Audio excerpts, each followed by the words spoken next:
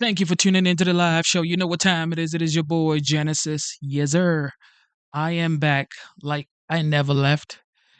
Man, work, work, work, work, work. See me if you work, work, work, work. Yeah, man. What's going on, everybody? Thank you for tuning into the live show. Well, it is currently 3:12 a.m. and today's date is the 18th of December 2024. Yes, sir. I am back. And of course, the legend, the OG, the 45th, now the 47th, is suing somebody else, another news channel. And it's like, yo, you gonna have to pay up. Pay up. Mm-hmm. Pay up now. You're gonna have to pay up. You are going to have to pay up. Okay, if you defame my name, if you defame whatever I stand for, you're gonna have to pay up. All right, so that's what's going on right here. And it's about to be spicy tonight. Ladies and gentlemen, thank you for tuning in one more time. Let's see what's going on in Big Dog's news. Yo, man, let's have a good time tonight. All right, so Trump sues Iowa newspaper over poll that showed him losing. Listen to CNN, man. CNN always got something to say. Don't forget that. Donald Trump is now suing another media outlet. This time it's the Des Moines Register, that's the newspaper in Iowa, over that pre-election poll. Remember the one just before the election that showed Trump losing the state to Kamala Harris by a very wide margin. Trump, of course, won Iowa by a very wide margin, more than 13 points. The lawsuit is accusing the Des Moines Register's longtime pollster and the paper itself of brazen election interference. Those are the words they use in the filing. And this is Trump's latest media target in a long list. Just to look at who he's sued just over the past 2 years alone. And of course, there was the settlement where he got $16 million from ABC News this week, which I'm going to ask about in a moment. I Pay want to up. start, though, with Harvard Pay constitutional law up, professor man. Lawrence Tribe, nation's preeminent legal expert on the First Amendment. Tribe, nation's preeminent, which I'm going to ask about in a moment. Oh my God. Y'all gonna have to pay up, okay? Trump's media lawsuit, journalist Bob Woodward, happened in January 2023. Simon and Schuster or whatever, January 2023. The Washington Post, May 2023. ABC, April 2024. Of course, now he's getting $16 million from ABC. Shout out to whoever litigated that move. That was straight up payday for OG Trump. CBS, October 2024. Damn. CBS, you're gonna have to pay up, man. I want to start, though, with Harvard constitutional law professor Lawrence Tribe, nation's preeminent legal expert on the First Amendment, on this issue of where we are, Professor Tribe, with suing the Des Moines Register and that pollster. Is there any legal basis for Trump to do this, to sue a pollster Yes. and the paper because it showed him losing and was wrong? So yeah, because you're lying. No, there's no legal basis at all. There He is. claims it was election interference, but if anything, when Ann Seltzer, who is a terrific pollster, mistakenly said that it looked like Harris was pulling ahead, and that's what her polls showed. If anything, that hurt Harris because it may have led people to be overconfident. It certainly didn't hurt Trump in any way. There's no basis for a lawsuit. Oh, really? There are no damages. There's certainly no false For real? statement of fact. But that's not the point. The point in the history that you showed with the various suits, including the settlement by ABC for $16 million with a very weak defamation suit that Trump had brought, that whole history shows that the dominoes keep falling. That is, one newspaper or media outlet after another folds in anticipation of being pressed to the wall by a limit. No, he's not pressing you, man. He's not pressing you. Y'all pressed him for what? For years. You've been pressing this man for years, trying to, you know, belittle him, try to drag him his name through the mud. Now is retaliating it's just suing you. Okay, it's just suing you. Like the way you speak BS about him, yeah, it's just suing you. And you deserve to be sued. Limitless budget that Donald Trump has, backed by all of his financial backers, he can crush people. And Oh, now his he can threat crush. to do Oh my God. Now they're saying he can crush people. Oh, really? He can crush people? Yo, we're suing this. Man, you can never make this up. You guys were suing this guy, and now you're saying he can crush people? You've been saying BS about him for years since he decided to run for the presidential election of the United States. Now you're saying he can crush people. Oh, you didn't know that? Well, you gonna know. that has become his mode of lawfare. And the danger is to our whole system. People lose faith in polls, they lose faith in the newspapers, they lose faith in the media. Yeah. The whole system crumbles. So let me ask you, because as you point out, this is not about the Des Moines Register, right? It's much bigger than that. And in fact, Trump has made very clear his view of much of the media. Just listen to some of the threats that he's put out there, Professor. I think CBS should lose its license, but I think ABC should lose its license also because of what they've done. We sued them yesterday for a lot of money.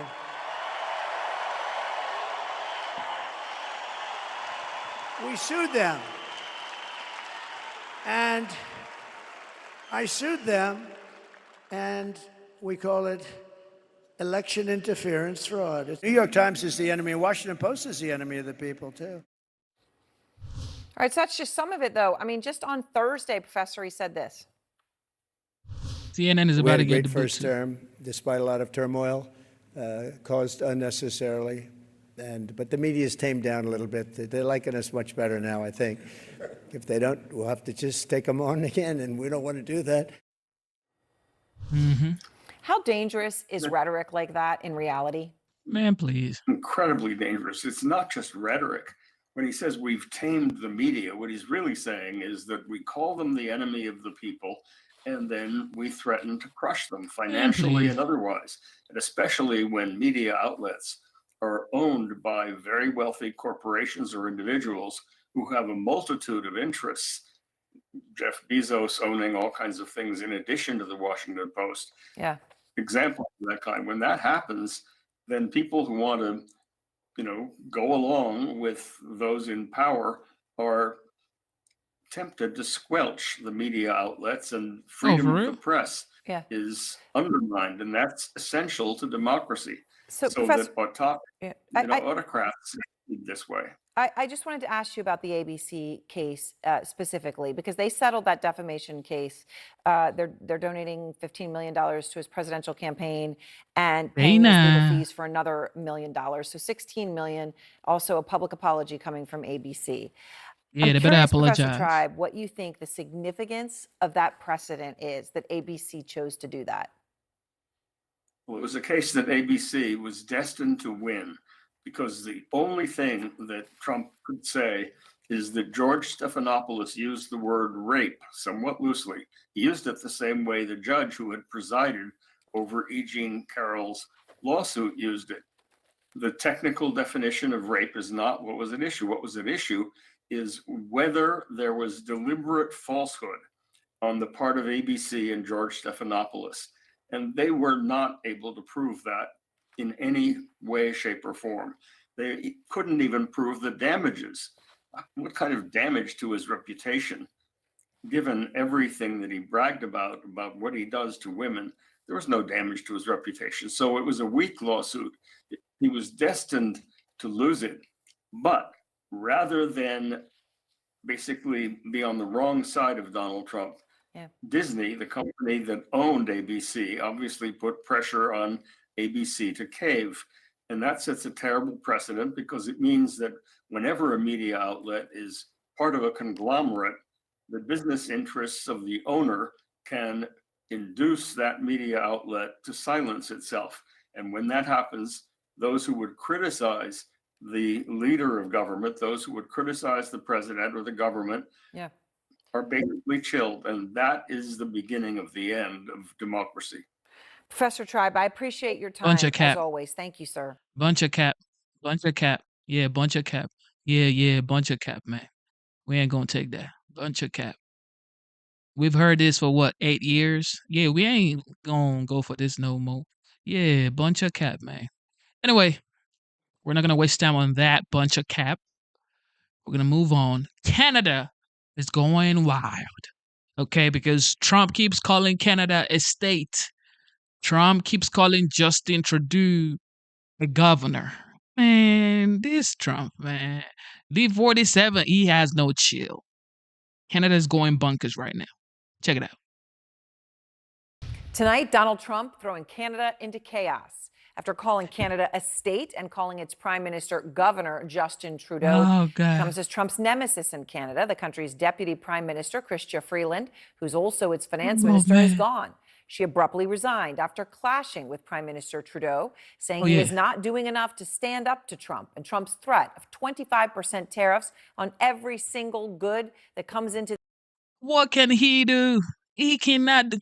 Man, look, everybody has a loud mouth until you get in the ring. Everybody, like Mike Tyson always says, everybody has a plan until they get punched in the face. That's what's going on with Justin Trudeau right now.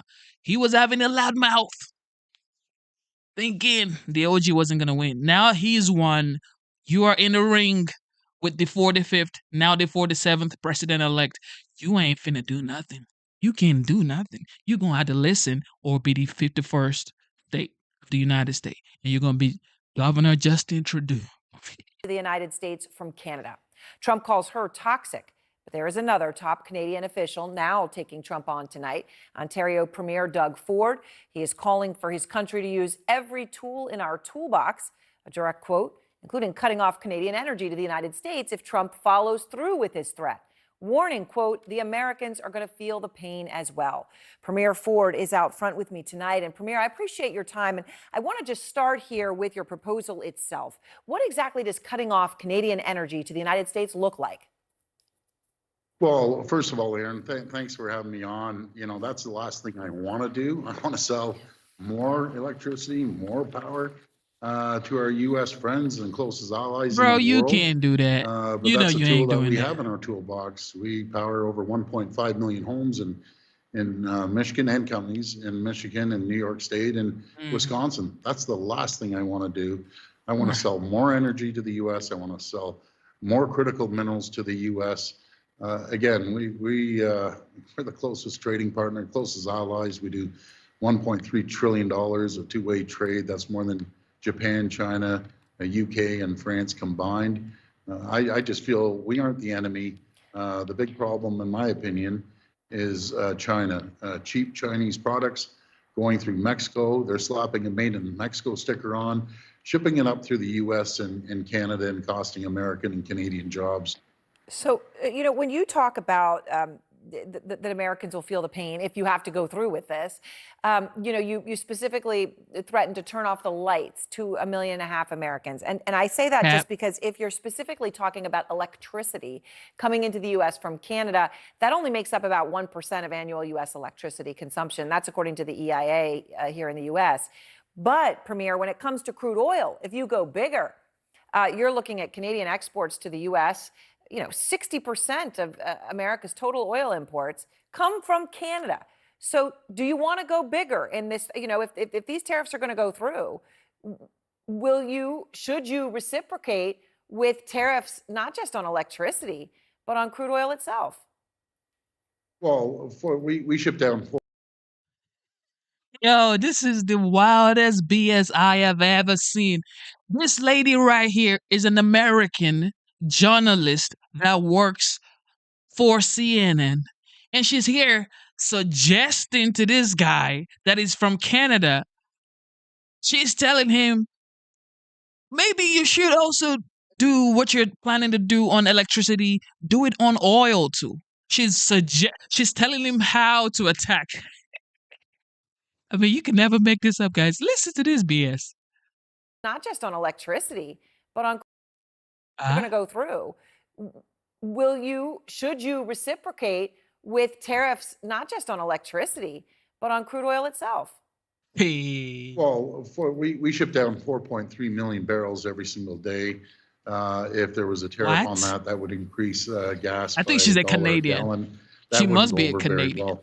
Because And, God, both dang. sides of the border are going to feel the pain.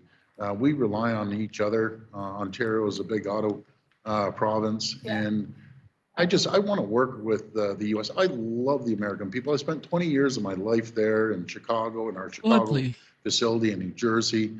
I love Americans. I love the Sub U.S. the cat. And we're so Sub much the cat, stronger bro. together. Let's build Fort MCAN and let's onshore these products from China and create more American and Canadian jobs. So can I just ask you, taking a step back, and I know some of the stuff Trump had posted, you referred again to Canada as a state. He referred again to Prime Minister Trudeau as a governor. It's not the first time. He had posted that AI-generated image of himself standing next to the Canadian flag with the Legend. caption, "Oh, Canada." And that was after Prime Minister Trudeau flew down to Mar-a-Lago unannounced to meet with Trump about his tariff threat, where Trump joked that Canada could become the 51st state. So can we just take a step back? I know in some of this he's sort of making a joke, but he's doing it again and again and again. And obviously, it is demeaning. I mean, how do you respond to that he keeps referring to Canada as a state You can't and do the it, leader of nothing. your country as a governor? Well, it's up to premiers like myself, which is equivalent to governors down in the U.S. Yep. It's our job to go down and inform Americans. We have a large ad campaign going on in the U.S. to inform them that we are their number one trading partner, number one ally in the entire world. The supply chains are so integrated. We're so much stronger together. The only people that win, Aaron, is China. Americans lose, Canadians lose, and that's the problem. And Mexico has to make a decision. You're either with Beijing or you're with Washington. I'll tell you what Canadians are with. They're with Washington. So do you take Trump seriously when he Of course. mocks Canada, or do you think that that's just, his negotiating tactic? He has a sense of humor, but I'm more concerned about the trade, making sure that we secure trade on both sides of the border. You better be ready. And this is pretty simple. The president has asked to secure our border. I agree with him 1,000%. We need to secure our border. We're going to secure our border. We have to meet our 2% commitment to NATO, and we're going to do both. So those are two asks that we're going to get done. I've been saying it well before President Trump was elected, that we have to meet the 2%. We have to secure our borders. And then we move forward and sit down and have a discussion. I'd love to sit down with the president, businessman to businessman, and have a conversation with them, because we are so much stronger together. All right. Well, Premier Ford, I appreciate your time tonight, and thank That lady right there, she's definitely, I think she's a Canadian. Because, God, what are you doing? You're supposed to be supporting the United States. But, I mean, it looks like she's a Canadian right now. Well, if Canada is the 51st state, then, you could be from Canada. And your governor could be Justin Trudeau. This guy is saying that they have to meet their 2% NATO whatever budget, and also they have to protect the border. Common sense. This is what the legend is asking for. If you can't do it, then you're going to have to be a state. Yeah, you're going to be a state, man. And she's going to be from Canada. What's going on with the The federal government drones, is man? under increasing pressure to share more information with the public about possible suspicious drone activity over New Jersey and parts of the East Coast. Videos of what appear to be unidentified aircraft began going viral last month. The House Intelligence Committee had a classified briefing about this all today. This is what Ranking Member Congressman Jim Hines told Jake Tapper just after. And I asked probably in 12 different ways, is any of this federal government operations? There's a lot of rumor out there that this is radiation sniffing or chemical sniffing. This is not a federal government operation. We're very, very confident of that. Most of them turn out to be regular aircraft. Yes, some drones, recreational, commercial. People are seeing stars. There's again, no indication that there's any illegal activity or any particular danger or malign activity. All right, I'm joined now by New Jersey Congresswoman Mikey Sherrill. The Congresswoman is a former Navy helicopter commander and out with her own 5-part plan of action to They keep saying that there's no point to get worried. There's no cause for alarm, but don't know what it is. So the government is saying, don't worry about it. But then the government is saying, we don't yet know what it is. God, please, God, dear Jesus, save us. Because these people can't save us. improve communication with the public about drone activity. Congresswoman, you heard your tri-state colleague, Congressman Himes, say, not nefarious, not a government operation. Do you share his confidence on those 2 points? So I spoke to Himes after his briefing. I also had a briefing from the White House today. And I think what we know today is that this was going on for really a month until it seemed as if we started to get some responses. There still doesn't appear to be the coordination I would like to see between all of the government agencies.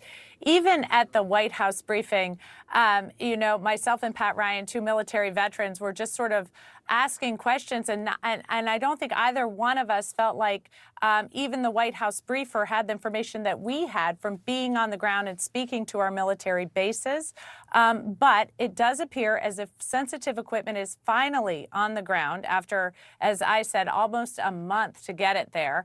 We are better tracking the drones. The information that the FBI has received, they are now tracking carefully all of the reports and tracking those reports.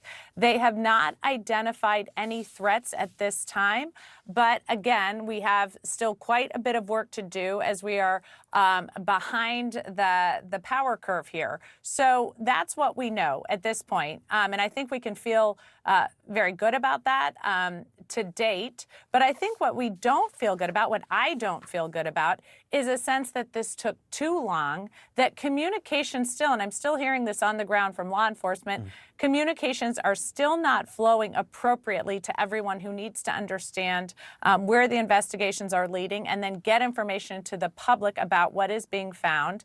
And then we need a plan going forward. We really need to have a better operation going forward. What we've seen here at this time is we have like 1980s era policies to combat a current threat, and that's not acceptable. Well, but there is a difference, you agree, between bad communications and then bad stuff in the sky, correct? And you're more confident it's bad communications right now than there's bad stuff in the sky.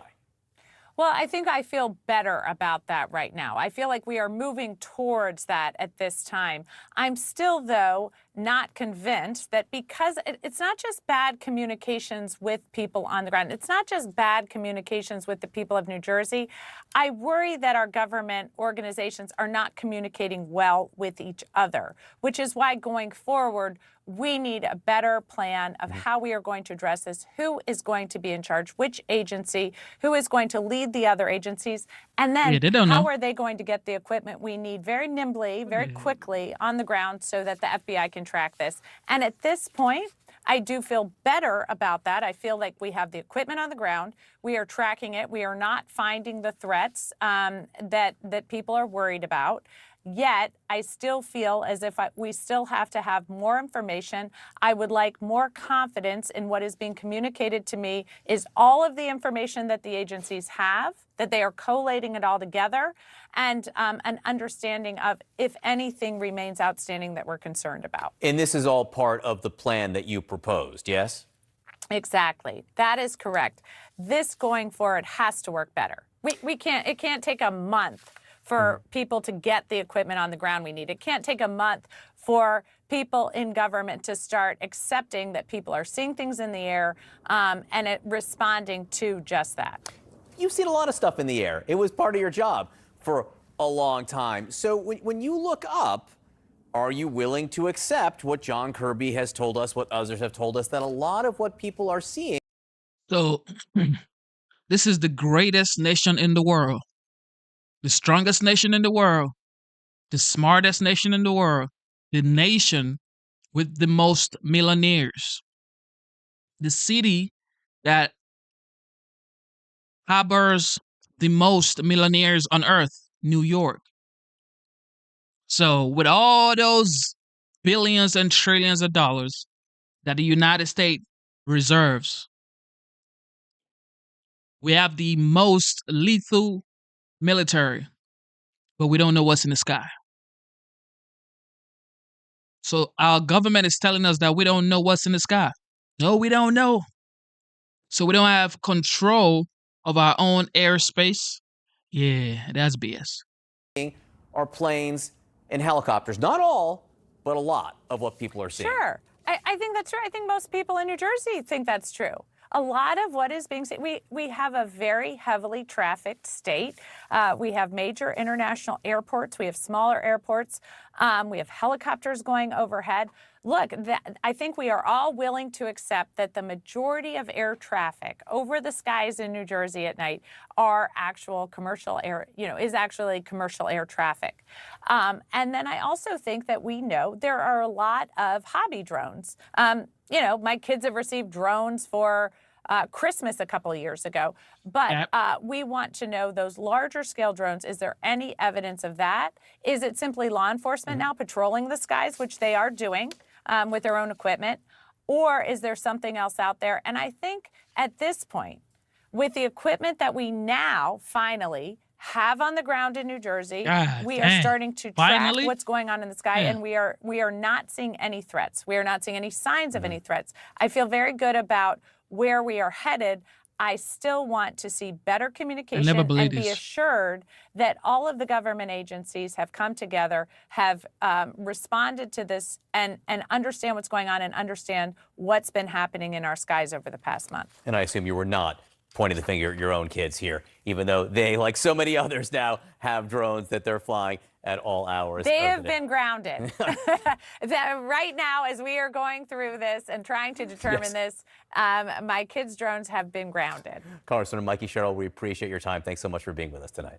Thank you. Please. So we sent CNN aviation correspondent Pete Muntean to do his own investigation into what's happening in the skies over New Jersey. Pete is a pilot with extensive expertise in identifying aircraft. This is what he found.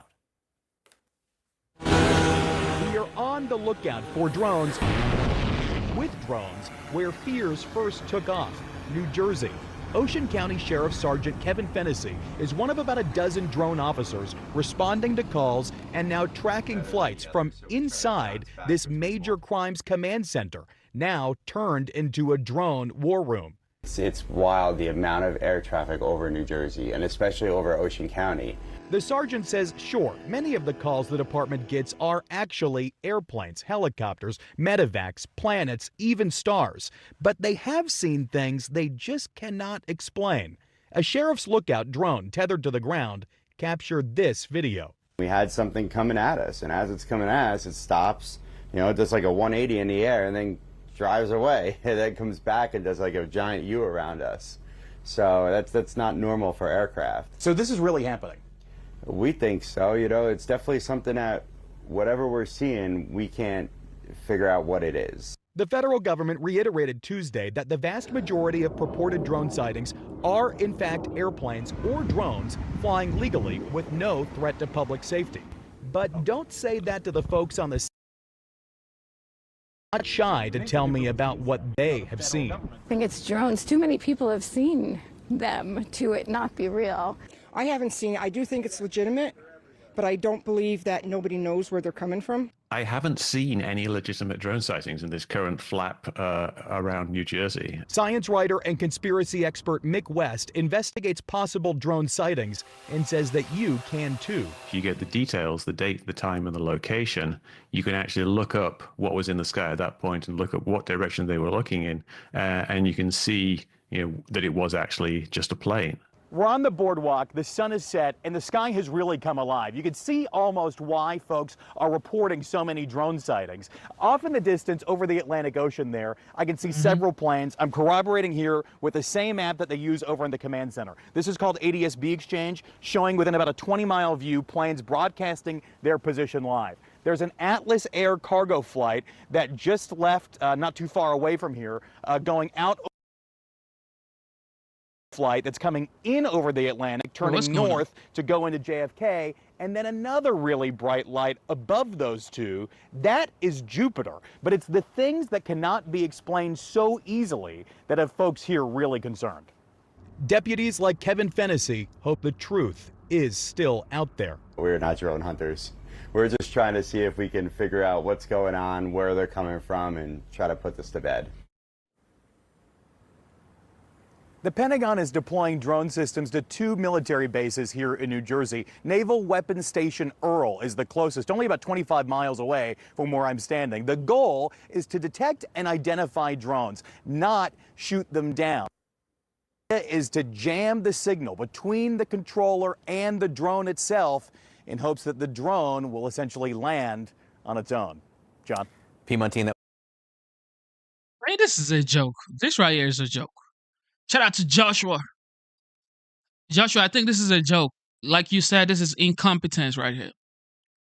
What do you mean by Pentagon is deploying drones to come see what's going on? So, we don't know what's going on. First things first, I believe, this is my opinion, okay? It's not the facts, the truth, or whatever. I believe the United States government knows what's up and they don't want to tell the people, and that's it. Luigi. Good afternoon. I'm Alvin Bragg, Manhattan District Attorney. I'm honored and privileged to be joined by Police Commissioner Jessica Tisch. First and foremost, I want to extend my deepest condolences to Mr. Thompson's loved ones and colleagues. His family deserves our respect as they continue to grieve. Our work will never be able to undo the fact that a life was lost.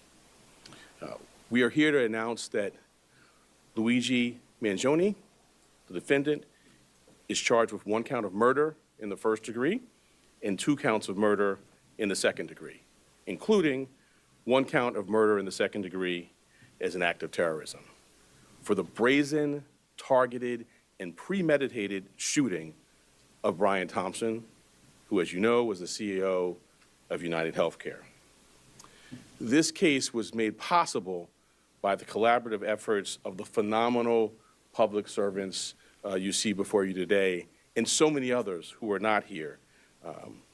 I'm honored to lead the Manhattan District Attorney's Office and privileged to serve alongside Assistant District Attorneys Joel Seidman, Kristen Bailey, and Zachary Kaplan, who were working from the outset, hand in hand, with the greatest police department in the world. The chief of our trial division, Lisa Del Pizzo, and the deputy chief, Chris Prevost, provided sage oversight and direction. And I want to acknowledge our high technology analysis unit. There was a lot to be processed here. Steve Moran, in particular, who heads that, and Marco Popic. We are privileged here at the DA's office to work every day with the phenomenal public servants at the NYPD. It has been a distinct pleasure to work besides Commissioner Tisch, an exemplary partner, and Chief of Detectives Joseph Kinney. Almost every day we're in touch, and his leadership is second to none. And then Deputy Commissioner Rebecca Weiner, who, as I tell her, there are a lot of challenging things happening in the world, and I sleep better at night knowing that she is the Deputy Commissioner in charge of terrorism. The detectives on this, out doing the courageous frontline work, Detective Oscar Diaz, Detective Curcio, exemplary, the finest. It wasn't just those of us here in New York. I want to acknowledge the great work of our partners in Altoona, the Altoona Police Department, the Blair County District Attorney's Office, the governors of New York and Pennsylvania, the FBI, and of course, the brave members of the public who answered the call when our great commissioner put out the call for their assistance. This was a frightening, well-planned, targeted murder that was intended to cause shock and attention and intimidation. It occurred in one of the most bustling parts of our city, threatening the safety of local residents and tourists alike, commuters and business people just starting out on their day. Let me say a bit more about the charges. They include 1 count of murder in the first degree as a killing in furtherance of terrorism, 2 counts of murder in the second degree, 1 charging that the killing was done as an act of terrorism, and the second pertaining to the fact that the killing was intentional. The maximum penalty possible for murder in the first degree and murder in the second degree as an act of terrorism is life without parole. The maximum penalty for murder in the second degree is 25 years to life. There are additional counts as well. A number of criminal possession of weapon charges, 2 counts in the second degree, 4 counts in the third degree, 1 count in the fourth degree, and a count of criminal possession of a forged instrument in the second degree. Let me tell you a bit about the facts. On November 24th, we allege that the defendant arrived in New York City to murder Brian Thompson.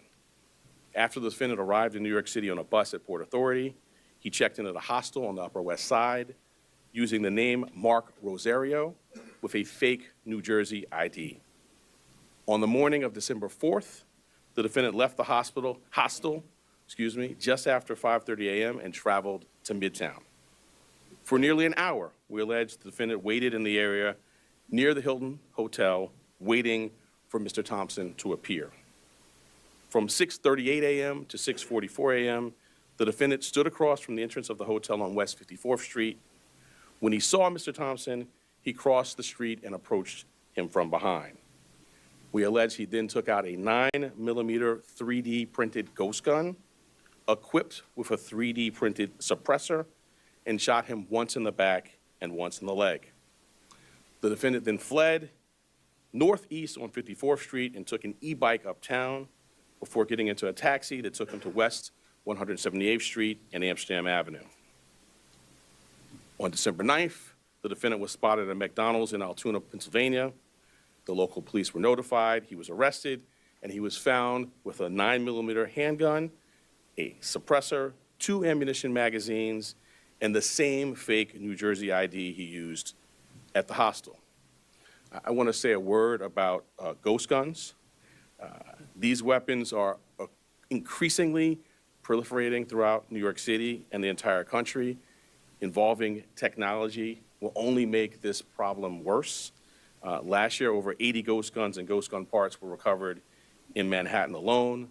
The NYPD and the Manhattan DA's office have been leading in the interdiction of these ghost guns. And one thing I want to make clear, they're unserialized, they can be printed out, but as this case tragically makes clear, they are just as deadly as traditional firearms. This will remain a priority for us here in Manhattan. Finally, I know there have been questions about the extradition process. The latest that I can offer you is that the defendant is currently scheduled to appear in court in Pennsylvania on Thursday morning, first for a preliminary hearing on his Pennsylvania charges. Immediately to follow that will be an extradition hearing. We have indications that the defendant may waive that hearing, in which case he'd be brought to New York forthwith. In any event, we have been preparing on parallel paths, and before the hearing, we'll send to the governor of the state of New York the paperwork that would be necessary if he does not waive during that hearing. I now want to turn over to our great commissioner, and when I do so, I wanted to thank her for her partnership, not only on this matter, but on all we do every day together. Thank you. There we go.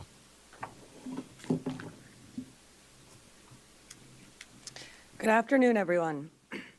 The unsealing of today's indictment brings us one step closer to securing justice for Brian Thompson and his family and affirming the primacy of the rule of law in the city of New York. NYPD detectives worked tirelessly to piece this case together. And along the way, the Manhattan DA's office made sure we had every legal tool available to us. Whether quickly providing subpoenas to assist with our evidence collection, or traveling with us to Altoona, Pennsylvania last week after the apprehension, our partnership made this a successful investigation.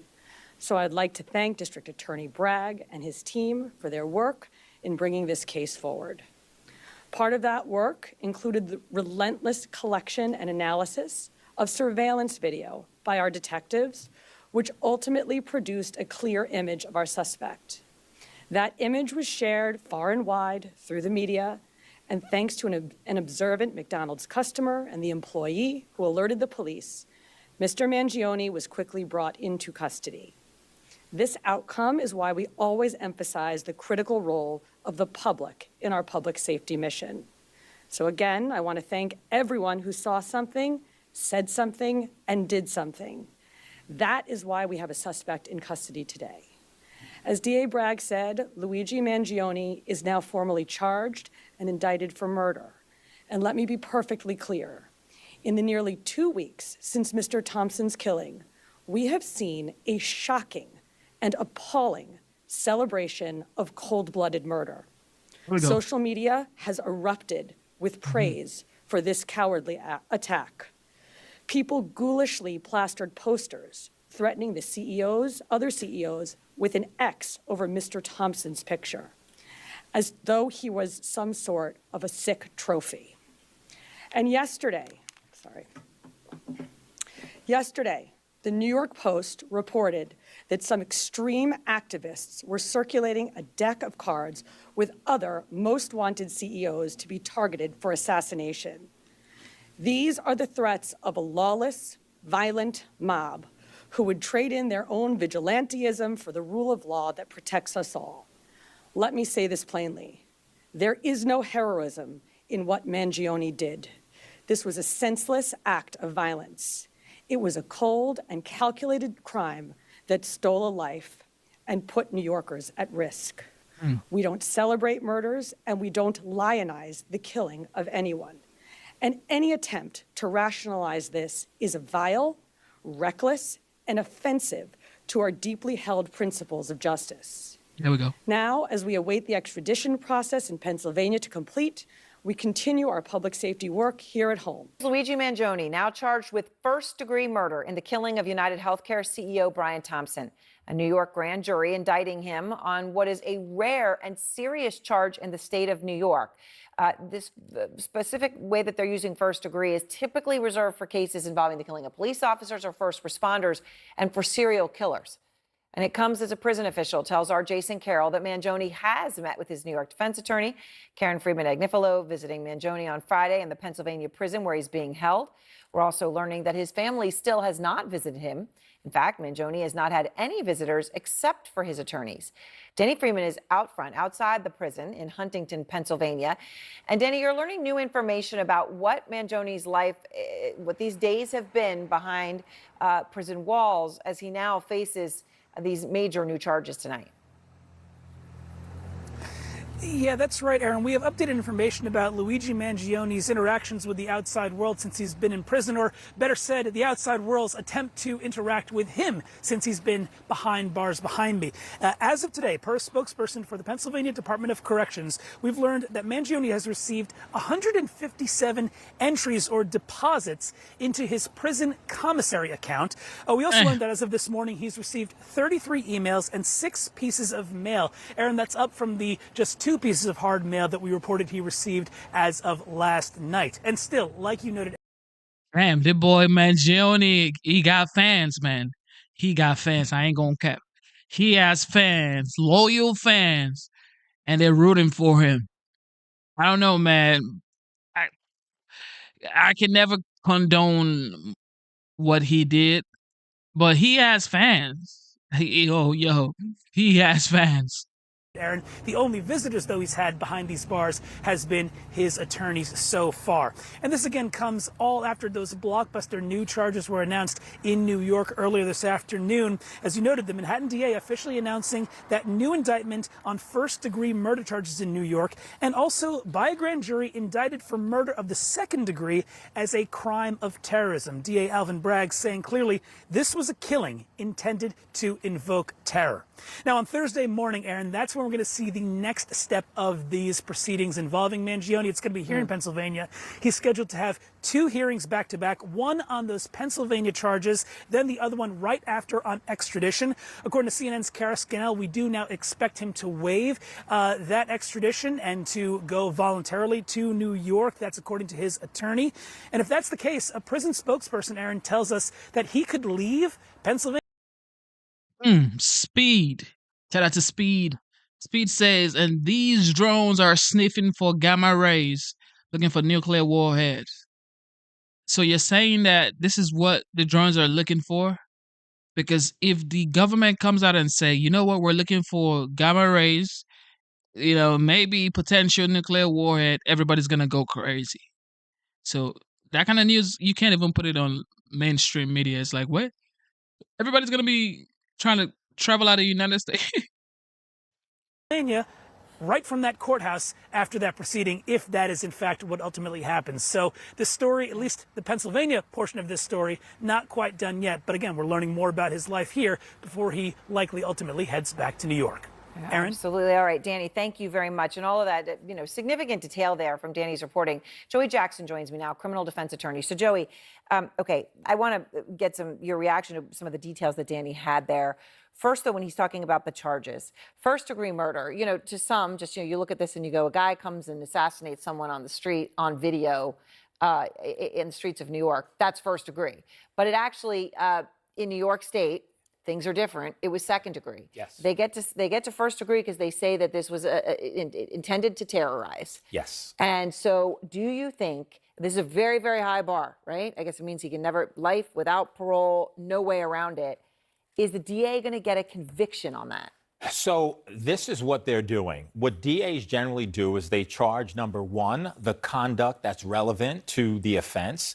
And number two, they charge what they can prove beyond a reasonable doubt. It's an open question as to a conviction. And I say that even notwithstanding the compelling evidence. This is a guy who's seen as a deity. They're calling him Saint Luigi, right? Do you get a jury who buys into the notion of the healthcare industry and deserve this, right? I'm speaking about the CEO who died. Yeah. So, could you get a jury to nullify? Could you get a jury that's hung? I mean, the evidence is really compelling. I doubt it. If you base it on the evidence and the facts alone, the question is no, at least to this point. He deserves the presumption of innocence. We're not at trial yet, but from the public disclosure of the evidence, I think it's pretty damning. But I think what the prosecutor's doing is saying, we're going to look at motivation. Remember, Aaron, you never have to show motive of a crime. You just have to show that the crime was committed. In this instance, to the extent that you're charging terrorism, now you get to the motivation, the manifesto, the hatred of corporate America. All of that becomes admissible and relevant evidence. All right. So what do you make of the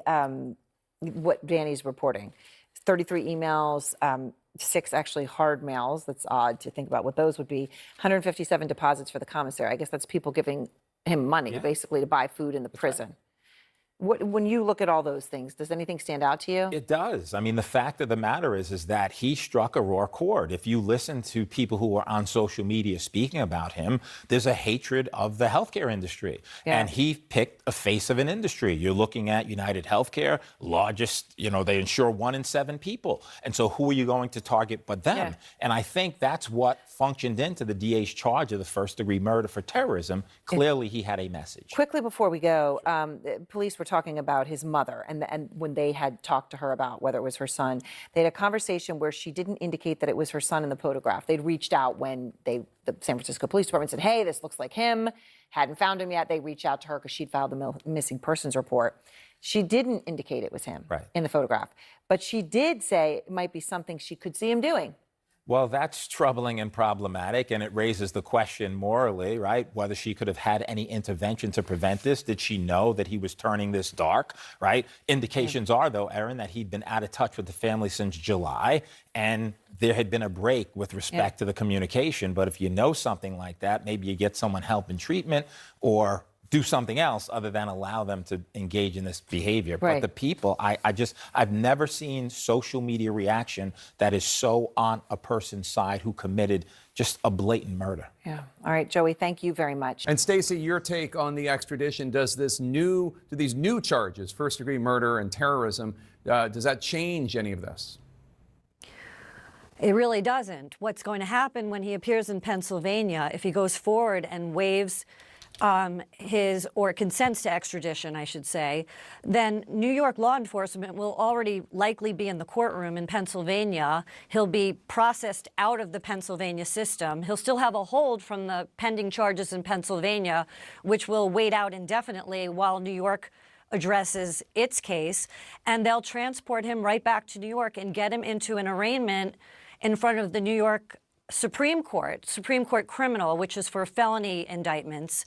The indictment is already handed up by the grand jury. They'll present him with that indictment and his attorney, and undoubtedly he'll enter a not guilty plea. But there's something I really want to point out here, which is highly unusual, and it's my opinion that the Manhattan District Attorney's Office has a bit overreached in this indictment. They were originally going to go forward with a murder 2 charge against Luigi Mangione, which is just having the defendant having the intent to cause death of another human being and the defendant being the cause of that death. They've now gone forward and enlisted this terrorism component to a murder 1 indictment, which means they presented evidence in front of the grand jury, which is a group of 24 people from the community, without a judge in place, just a district attorney and a group of 24 grand jurors who hear evidence. It is undoubted, or I believe that the DA presented that alleged manifesto to try to get this terrorism charge added on as murder 1, but they're going to have a harder time proving that in court for one reason, and I'll make it fast. This victim was shot in the back of the head, not in the front of the head, on a quiet sidewalk early in the morning in the dark, and it doesn't appear from a defense attorney's perspective that this was intended to be a terroristic type of murder. So one other thing I want to ask is just I want you to take a listen from moments ago, the Manhattan District Attorney Alvin Bragg. Let's roll that tape. 1 count of murder in the first degree as a killing in furtherance of terrorism. 2 counts of murder in the second degree. 1 charging that the killing was done as an act of terrorism, and the second pertaining to the fact that the killing was intentional. So, Stacey, you think a defense attorney would disagree with that and with what Shimon laid out, that the prosecution will explain is that because he was targeted, Mr. Thompson, for being a CEO of a health insurance company, and this does appear to be politically motivated in a sense, but you disagree with those charges, or you think a defense attorney would take issue? I think his defense attorney is going to definitely take issue at trial. They may even move to dismiss the top count of murder 1, and that would be Karen Agnifilio, because arguing this was a terroristic act when he was on a quiet street in the dark shooting a victim in the back of the head and then intending to influence the whole world about the insurance industry was an unintended consequence of this murder. No one expected the social media outpouring, the disturbing social media outpouring from this act. And to have the district attorney and law enforcement from New York mention that there was a social media outcry in relation to a terroristic act is putting the cart before the horse. I mean, the murder happened first, the outcry was second, and totally unpredictable. So I think this might be a case of overreaching on a murder 1. I could see why they have enough evidence, or they believe, law enforcement, that they have enough evidence for murder 2. But this is going to be a very interesting turn. John Miller, I want to play for you. Listen to the NYPD Commissioner Jessica Tisch just moments ago. The New York Post reported that some extreme activists were circulating a deck of cards with other most wanted CEOs to be targeted for assassination. These are the threats of a lawless, violent mob who would trade in their own vigilantism for the rule of law. John Miller, what are you hearing from your NYPD sources about this? Are they going after the people who made these cards? Do they think these are serious threats? Well, they do think that they are serious threats, and we're dealing across a number of domains here. One is the psychological effect and after effect that we see in this. Compare something like this, which is a relatively unique murder of the CEO of an industry because he was the CEO of the biggest company in that industry, in this case, healthcare.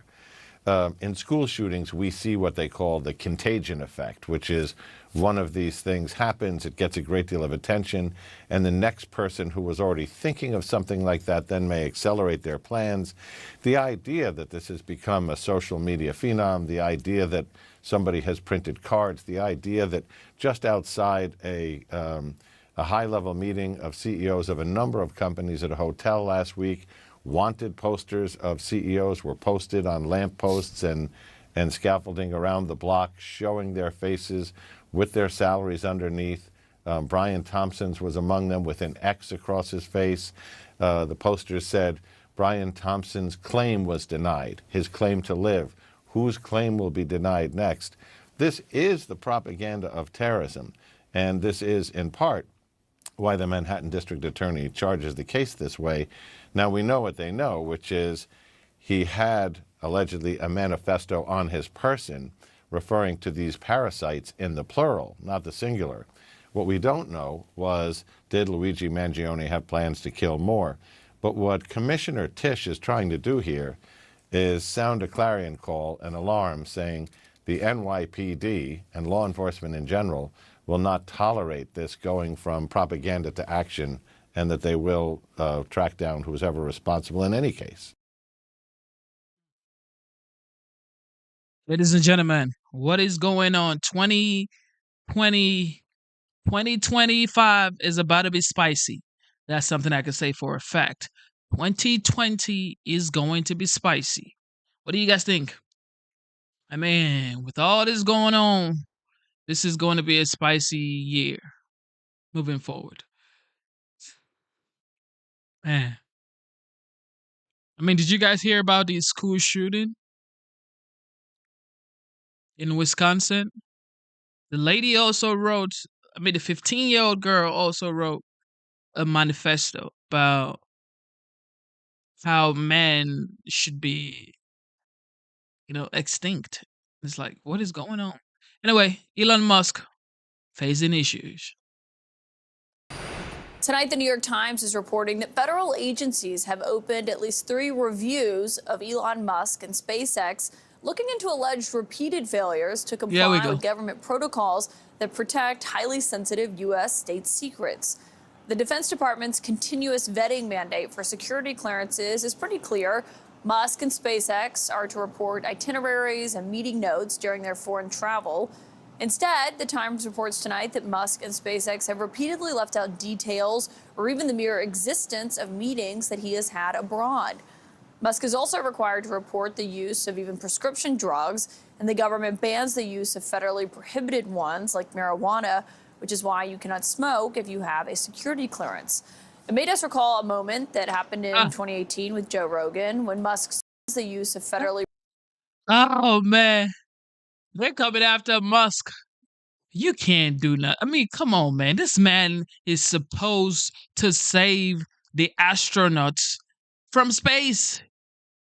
They're coming after Elon Musk. Okay, good luck. Prescription drugs, and the government bans the use of federally prohibited ones like marijuana, which is why you cannot smoke if you have a security clearance. It made us recall a moment that happened in 2018 with Joe Rogan when Musk's security clearance was still under review for an unusual length of time. There's tobacco and marijuana in there. That's all it is.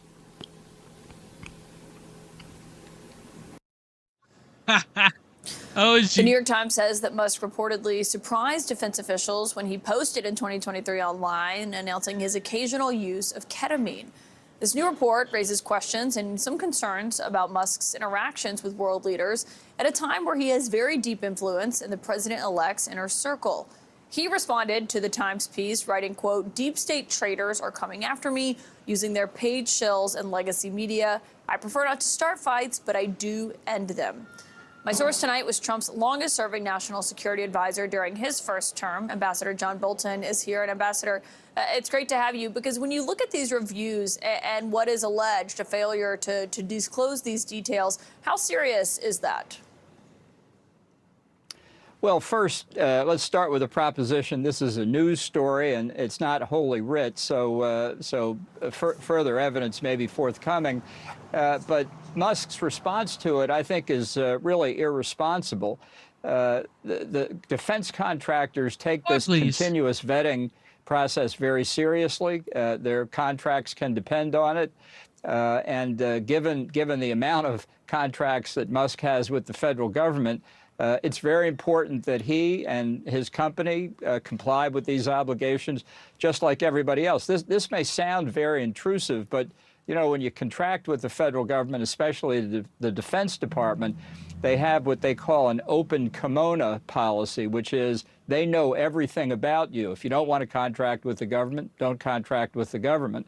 But that's what they worry about, so that critical national security information doesn't get to our adversaries. And I think the real concern here is China and some of the things that Musk has said about China, his quite large investment in Tesla in China, and I think that's probably what's at the bottom of many of these Defense Department concerns. Yeah, and he is a major contractor, but in this process of continuous vetting, where you're letting the government know, here's where I'm going, here's who I'm meeting with, for that purpose of you know, as they are continuing to check and see if someone should have this contract. You know, with security clearances, I thought about something else that the Times reported, which was they said the Air Force recently denied him high-level security access. They said there were potential security risk, and that several allies like Israel had expressed concerns Elon Musk could share sensitive data with others. I should know a federal agency has not accused him of disclosing classified material, but you know as well as I do that, you know, Trump previously overruled. Oh, God, these folks right here, man. So he hasn't disclosed any information. Y'all just going after him for in case we're going to go after him. He is Doge. Him and Vivek Ramaswamy, they are Department of Government Efficiency. So you guys want to regulate the Department of Government Efficiency. Oh, I see. Intelligence concerns to give people security clearances like Jared Kushner. Yeah. Well, we'll see whether there's one rule of law in the country once Trump becomes president. This leak potentially of classified information to China is serious. I mean, if you go back to Loral Space Communications, for example, which made satellites. This guy just said we would see whether there's one rule of law when Trump gets into power. Biden just pardoned Hunter. The president of the United States just pardoned his son and is still pardoning a lot of people. And you're here saying we would see if there's one rule of law. You know there ain't no goddamn rule of law. You know that. Yeah, you know that. Yeah. At the end of the 1990s, the end of the Clinton administration, was accused of helping the Chinese launch their missiles more effectively so they didn't blow up and destroy their satellites. And they ended up paying a $20 million fine, I think it was, to the Defense Department. That was 25 years ago almost. And China has considerable leverage over Musk, given the Tesla level of Tesla investment in China. And he said some pretty strange things, at least a lot of people would consider them strange. Musk said that Taiwan should be a special administrative region of China. Not very popular on Taiwan, not American policy either. So, look, he has to comply with these regulations. They are burdensome. There's no doubt about it. His company has to comply. Other defense contractors comply. As I say, if you think they're too burdensome, don't contract with the federal government. But if you do what everybody else does and follow the regulations. Given those ties to China and the comments that you just referenced, how do you think Senator Marco Rubio, who's up for Secretary of State, or Mike Waltz, who's going to potentially, or is going to have your old job, how do you think that they're approaching something like that? Because Elon Musk has a lot of influence with Trump right now. I talk to people who say They're always together. He's always around at Mar-a-Lago. He sits in on job interviews. He's got a heavy influence on Trump at the moment. Yeah, well, he has a propensity to post on X the way Trump posts on, used to post on Twitter, including sensitive information. I remember one tweet that Trump put out was a picture of a Iranian ballistic missile that had blown up on the launch pad that was given to him just a few hours before he posted it, and it was told specifically not to do it. So being careless with national security information is a problem Trump has, as we know from the famous Mar-a-Lago documents case. So I think it'll be a legitimate question for all the people who require Senate confirmation. How much do they care about security precautions in the federal government? And a lot will change after noon on the 20th of January. Right now, Trump is still a private citizen. But after he becomes president, talking to people like Musk, the whole Doge operation could probably will become subject to the Federal Advisory Committee Act, not the most famous statute in the world, that could have a big impact on its activities. So I think this is a legitimate subject of concern. And as I say, this is a news article, and even in the New York Times, it's not always 100% correct. But one thing I noted that was very interesting was they cite complaints by SpaceX employees themselves saying that they've not been able to report what they should be reporting to the government. That's pretty serious. Yeah, and they say they're more worried about it now because of the influence he has on Trump and the proximity to him. We'll see how those reviews go. Ambassador John Bolton, as always, thank you for your time.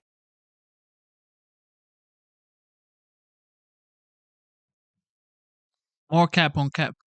Thank you for tuning into the live show. You know what time it is. It is your boy Genesis. Somebody was asking me what I think about the Middle East. Look, I advocate for peace. I don't care about wars because, I mean, why would I care about wars? Okay, peace, peace, peace. That's all we care about. All right. Well, CNN always has something to say.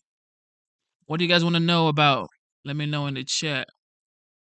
I just wanted to come here real fast, talk to you guys before I retire for the day. I've been working back to back, but you got to do what you got to do. Okay, so Tom Homan. Yeah, Tom Homan ain't playing around. Yeah, you better know. Tom Homan ain't playing around. Do you think Syria will find peaceful? Homan is planning to meet with mayors across the United States. This comes after he met with New York City Mayor Eric Adams last week. Adams now saying that he would support the deportation of migrant criminals. Tom Homan joins us now. Tom, I don't know who else is on your list, but you might want to get in touch with Mike Kaufman from Aurora, Colorado, because he seems to have a trendy Aragba problem on his hands, regardless of what he said earlier this year. Of course he does, but you know he's the one that says he doesn't have a problem, along with the governor. But what you know, I just saw your piece on the chief of police standing up and talking about this issue. What's lacking is an ICE person standing next to him, shoulder to shoulder. So he's talking the talk, but let's hope he walks the walk and hand these people to ICE when he's done with them, because we can remove them not only from the community but from the country. And if law enforcement officers don't help us do that, we're certainly going to do that starting January 21st. Right. Well, you know, I don't know if they're acknowledging that they've got a problem at this point, but the police chief would seem to suggest that they do. I wanted to ask you about your meeting with Eric Adams last week. Here's what he said after he spent some time with you. We're not going to be a safe haven for those who commit repeated violent crimes against innocent migrants, immigrants, and longstanding New Yorkers. That was my conversation today with the border czar to figure out how do we go after those individuals who are repeatedly committing crimes in our city. Wow. Talk about making a 180. What brought him to where he is now? Look, when I sat down, look, I've been calling him out for 2 years. I've been saying he forgot what it's like being a cop and became a politician. But when I sat down at that table, John, the cop came out of him. He understood. I'm not asking them to be immigration officers. I'm asking them for his law enforcement officers, work with my law enforcement officers to remove public safety threats from his community. He gets it. Unlike a lot of mayors and governors across this country who's pushing back and saying they're going to impede what we're doing, I think every elected mayor, every elected governor should want public safety threats removed from their communities. I mean, we've been clear, President Trump and I have said out of the gate, Public safety threats are our priority. Help us get this job done. Everybody should be, it shouldn't be a partisan issue. Everybody should be on the same page with this. We're talking about criminals, public safety threats. And look, Mayor Adams talked about the Lake and Riley. If we had a better relationship with NYPD back then, when that guy was first arrested in New York for injury to a child, he would have never made it to Georgia, and she'd be alive today. So I'm hoping that this conversation, which went very well, hope the actions follow it up. I'm looking forward to working with Mayor Adams and making New York City safe again. All right, you've got headed treaties from some other mayors as well. They're looking for a meeting? I got a couple we're working on, but I'm not going to give them credit on national TV till they actually set a date to me. But like I said, I'm willing to sit down with the mayor of Chicago, who's saying he's going to do everything he can to prevent me from being successful. I'll meet with anybody because this is about public safety and national security. So let's meet, let's work together. You don't have to be immigration officers. We'll do that. But be cops, be law enforcement, be elected representatives for your community. Love your community a little more than you hate Trump. Well, I tell you, you're a carrot and stick guy. Last week you were threatening to throw Brandon Johnson in jail if he crossed you. Now you're saying you want to sit down with him. I want to ask you about the border wall issue. Trump was saying yesterday at Mar-a-Lago to Joe Biden, don't sell the border wall. Listen here. So I'm asking today Joe Biden to please stop selling the wall. We're going to use that to... Oh, man. Yo, he says, stop selling the border wall. I mean, can you imagine President-elect talking to the president saying, yo, please don't sell the border wall. Don't do it. Yeah, that's just, man, that ain't right. Create a strong barrier, and it worked. That's why our numbers were so good. It really worked, and it worked well. And it's very expensive to do, and I'm asking Joe Biden to stop his people from giving it away. So our William Lajeunesse sent me a note earlier today saying that the Department of Defense says the wall is no longer in their possession. They sold it to an auction house. We're losing 96 to 98% per foot based on production costs. So is the wall gone?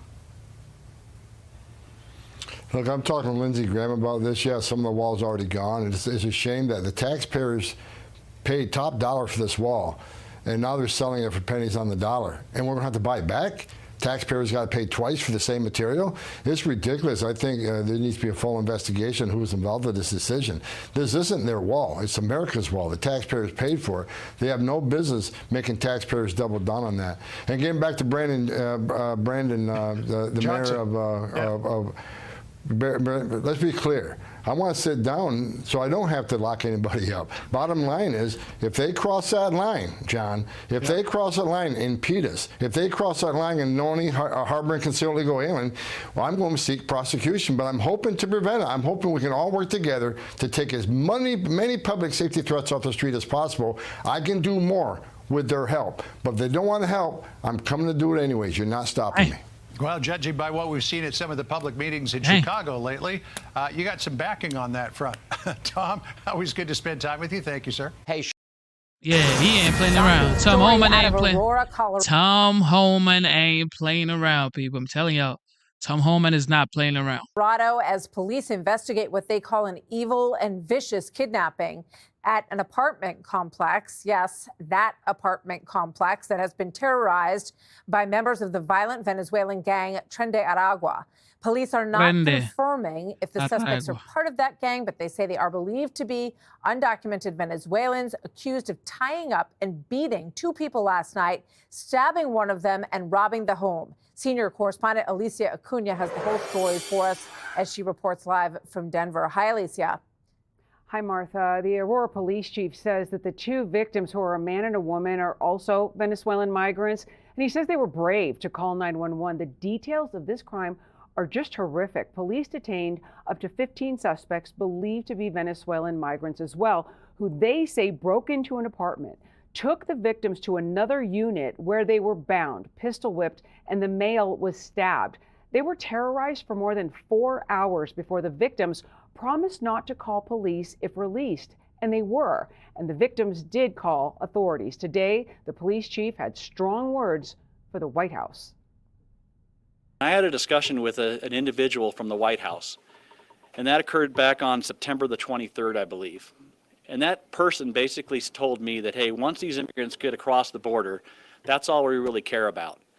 And to me, that's a problem. And so Aurora, we are now in the process, as many other cities throughout this nation, of trying to pick up the pieces of an incredibly bad system that was in place.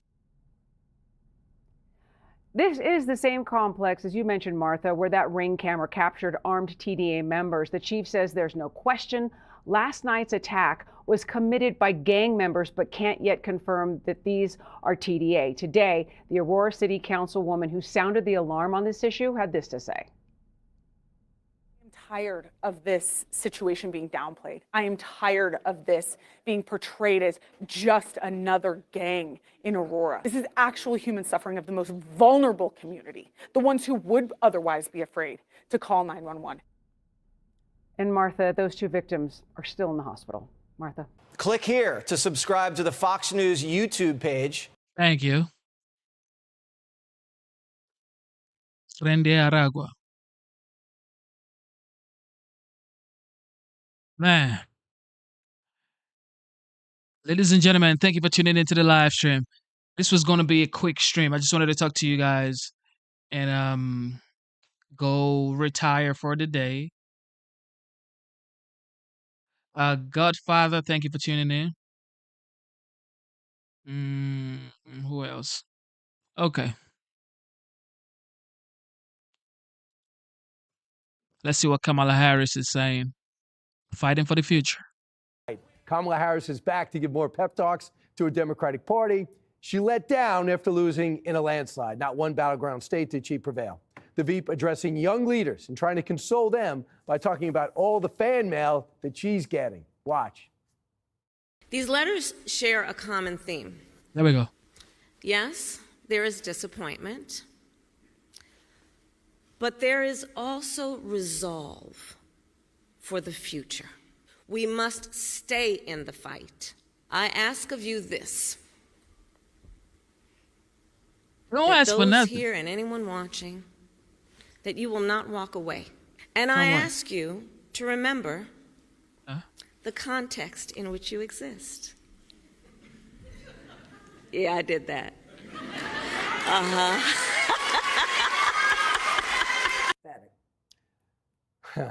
Judge.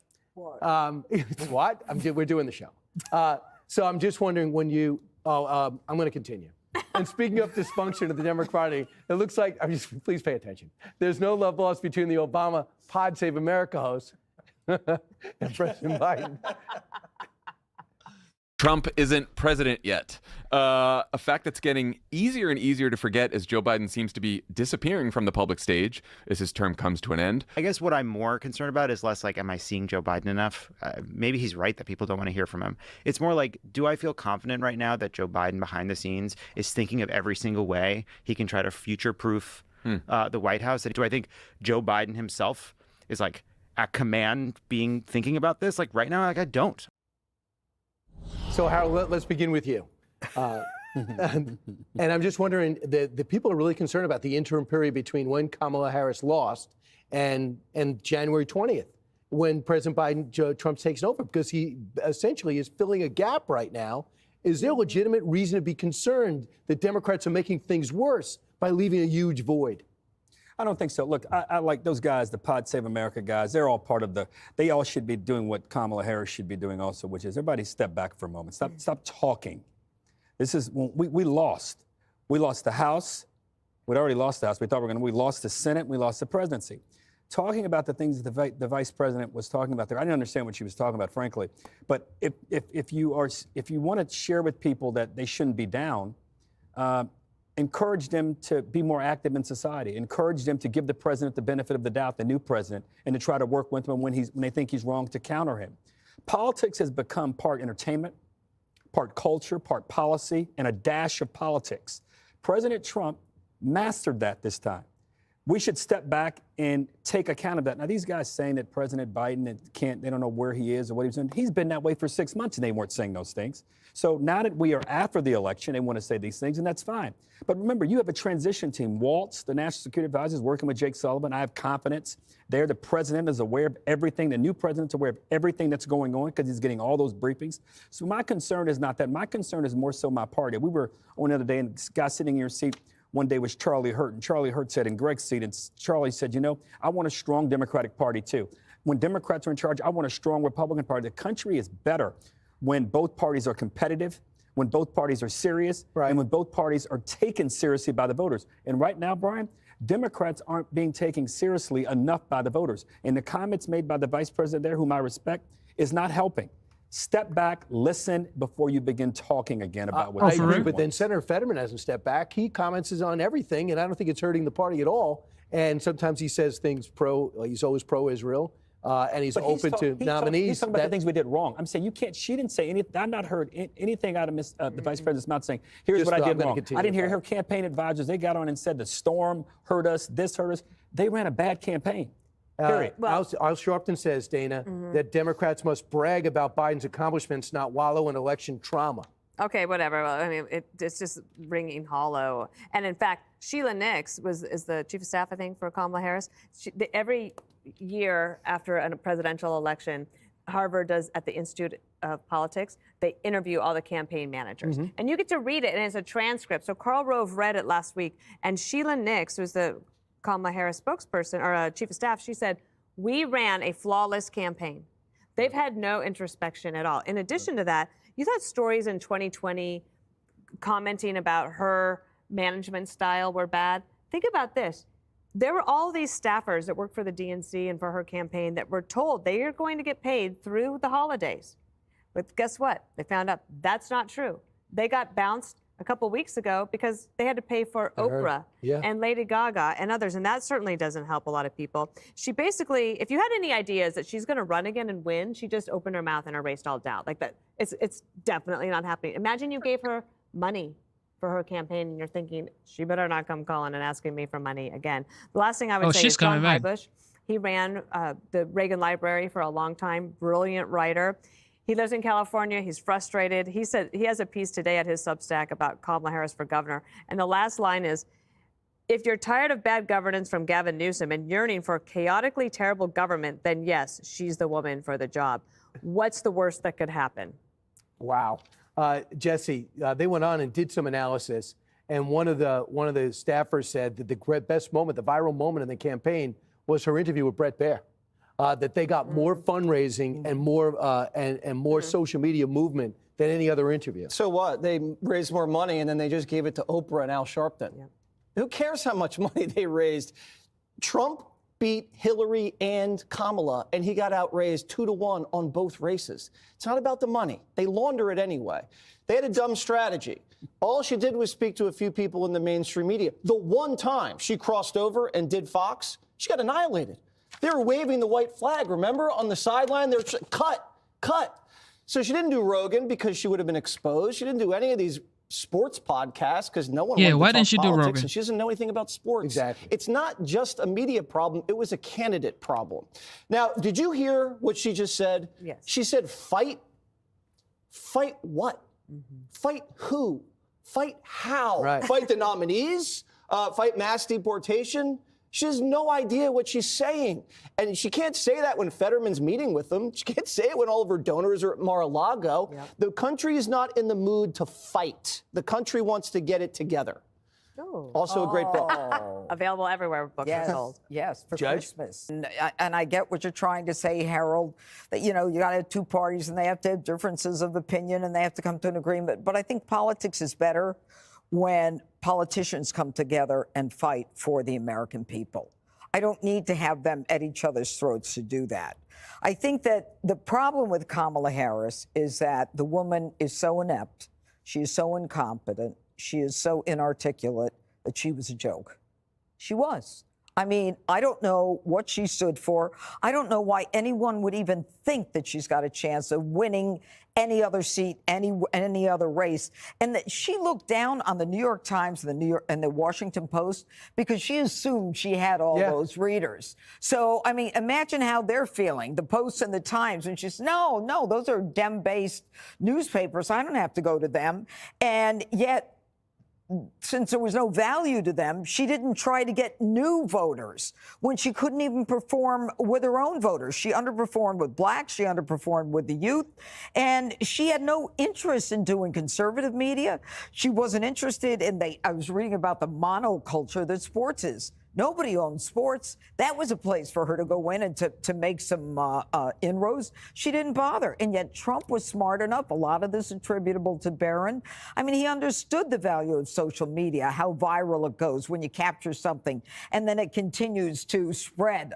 And she just didn't get it. I mean, she had no message. She had nothing. And in the end, it's a slap in the face to the Democrat Party that she was even their candidate. She couldn't articulate how she was different than Joe. The woman she's just inept. Do you remember, Judge, 2 months before that they were talking about no one would even say that she'd be the right running mate for Joe Biden, let alone replace Joe Biden. And if you had so much courage and are so mad at Joe Biden for dropping out so late, where were the people in 2022 after the midterms to go, Joe, good job, but you can't be president again? Obviously, if you had some courage and you were David Axelrod or anybody or James Carville, you would said, Joe Biden did good in the midterms because of abortion, but I think now let's make sure you're not running for re-election. You're too old because we know you're failing. But they waited for the June debate collapse to come take a stand. All I meant about Democrats and Republicans, I just want a serious party. I don't even like them fighting at their neck. I just want Democrats aren't serious right now. And that's all I meant about them being serious. Man, please. Nobody cares at this point. I remember Michelle Obama saying if Trump won, women would suffer. If we don't get this election right, your wife, your daughter, your mother, we as women will become collateral damage to your reign. That's a cap. No.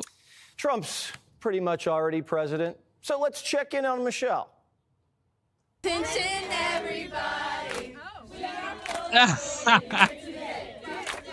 Oh, man.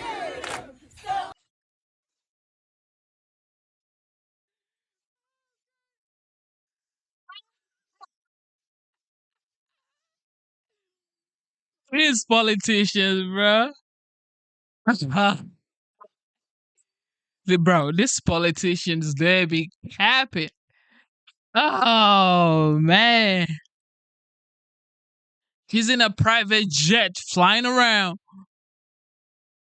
Former first lady flying around talking about your mom, your daughter, we as women will be compromised. Look at her, please.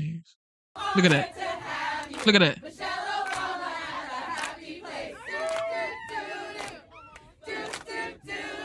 Michelle Obama's walking. We can't let her go.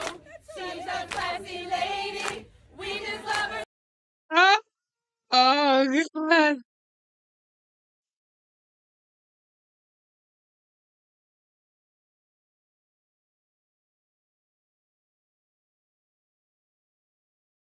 Oh, man. Look, you can never make this up, bro. You can never make this up, Brody. Michelle Obama looks proud of her country again, which is weird because Biden's about to turn the White House over to Hitler. Everybody should be scared, right? At the Obama house, it's Christmas as usual. The only thing keeping Michelle up at night is what to stuff in Barack's stocking. Who's the hardest to shop for? He is. Oh my gosh. Yeah. I mean, he's just a boy, you know? I mean, he just doesn't do. Nah, man. Nah, we ain't gonna take that. Hell no. Hell no. Come on. Talking about Barack Obama is just a boy. Look at that. He is. Oh my gosh. Yeah. I mean, he's just a boy, you know?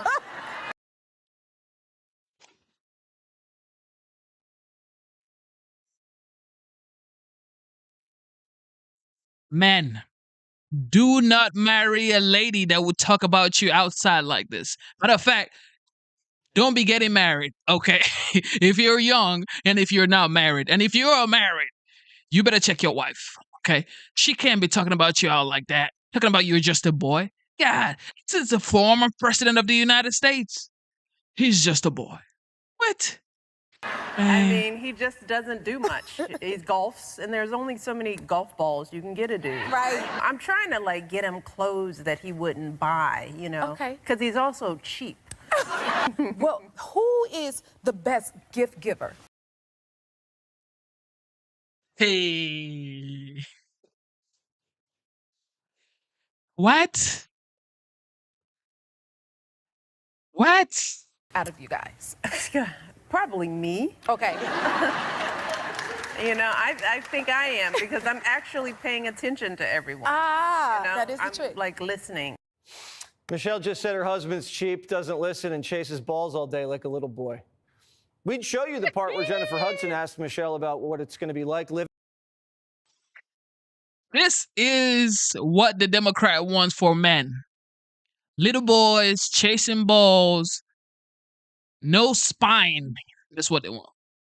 Under a dictator, and how women will survive the next 4 years, but she never asked. Michelle put down some ground rules for the interview. Look at that. After the biggest election in the history of the country, her words, not mine, Michelle said, "Don't ask me about politics." Michelle's only allowed to be asked about her new book, her new Netflix show, and her new fruit juice brand. Not very maha. Michelle's got to push product. It's the new golden age, remember? It's almost like she's saying life goes on. The whole democracy is on the line was just a line. That's total BS. Nobody Kamala cares. Harris, same thing. She lost to a tyrant, and she's still laughing. Good morning. Oh. Remember the context in which you exist. Huh? Yeah, I did that. Uh-huh.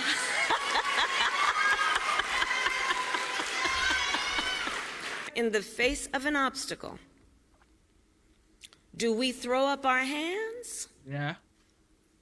Or do we roll up our sleeves? No, you don't do that. And as we approach...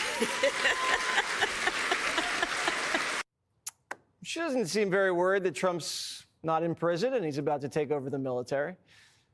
Kamala just robbed donors to pay Oprah and Sharpton, then flew to Hawaii for a week with Doug. I guess that's normal. Bill Maher is also not losing any sleep over Trump. Of course, the worst things could happen. Trump could get into office and blow up the world on day one. But, you know, I'm not going through the same spilkus I did last time. Like, really? Yeah. Like, I did when it happens, wake me. But I'm not giving my mind over to it again. And I'll see what happens. And one thing I've learned about the future is that we're very bad about predicting it. And whatever you think is probably likely to happen probably isn't going to happen. Wait a second. The media said Trump was going to order SEAL Team 6 to assassinate journalists. And now the media is like, I'm going to sleep. Wake me up when they're outside the door. The journalists who thought they'd be dead in January were calling Trump for an interview. The day after Donald Trump had that crazy rally at Madison Square Garden. Oh, wow, yeah. I rolled the dice, and I called him on the phone. Yeah. And he answered! I called him and said, I want an interview with you. Obviously, he said no. But my point is, I was able to get to him by dialing his phone. Right. Now, that might be completely and you're like, I can't believe people know this guy's phone number. And remember when all these economists said Trump was going to light up inflation and send us into a recession? Well, this just in from the Wall Street Journal. CEOs on Wall Street say they're more optimistic than they've been in years. What's going on? Well, the media keeps writing these stories about the resistance. What resistance? I haven't seen it. Where? Democrat donors are dining at Mar-a-Lago. Fetterman's meeting with Hegseth. We haven't seen a single protest anywhere. The only thing they're resisting is Doge because they want to keep working from home. The legacy media's audience is disappearing. MSNBC and CNN are getting spun off like dead weight by their parent companies. So these hosts are starting to tell the truth because lying just got bad for business. George Stephanopoulos just cost ABC $15 million because he defamed Trump. And the Post reports he's humiliated. First, Disney lost to DeSantis, and now they're funding Trump's presidential library. And Stephanopoulos is apoplectic. Chuck Todd's having nightmares about it, and he doesn't even work in the media anymore, I think. This was stunning to me and absolutely a gut punch to anybody that works at a major media company, because I think it sets a precedent that is going to be very difficult. It's going to be very difficult to get out from under potentially. I just, I think the risk of losing this suit was 5%. Right. Like 50%. For ABC. For ABC. Yeah. So, this was a decision to buy off a bad PR. Well, today, Trump sued that Iowa pollster, Selzer, who accused brazen election interference and consumer fraud for releasing a suppression poll on the eve of the election that had him down 3 to Kamala when he won by 13. Everybody in the discredited press is now trying to save their careers. They're all running the podcast saying, I knew we were going to lose. If Democrats are the party about caring more and doing more and caring about everybody, they also need to have some hard conversations that when you care more and you treat people better, it might make the world cost more. And they're afraid to say that. And you have to just start saying those, right? Like, the world's gonna cost more. Guess what? When you guys leave here and you go to a bar, you're gonna spend at least 10 minutes at that bar bitching to one another about how much the drinks cost. And so when we wonder, and I'm not saying you shouldn't bitch about it, but we should just get real about how things are. Well, we just watched Stephanie's interview with Kamala right before the election. She folded. She didn't press her on high prices. She didn't say any of this. And if Kamala won, Stephanie wouldn't be saying this now either. She's trying to act independent so she lands on her feet when her network gets sold. The ladies of The View are doing the walk of shame. Watch. The Democratic Party has always been the party of the working class, has always been. If you look at all the policies, they're for the people. And I think even myself, as someone who grew up in abject poverty, I think I missed the boat in terms of realizing that there are so many Americans that still have that experience that I grew up with. Sunny Hostin says she grew up in abject poverty and she fought all the way up to The View, where she gets paid millions of dollars to sit around and talk. Kind of like me.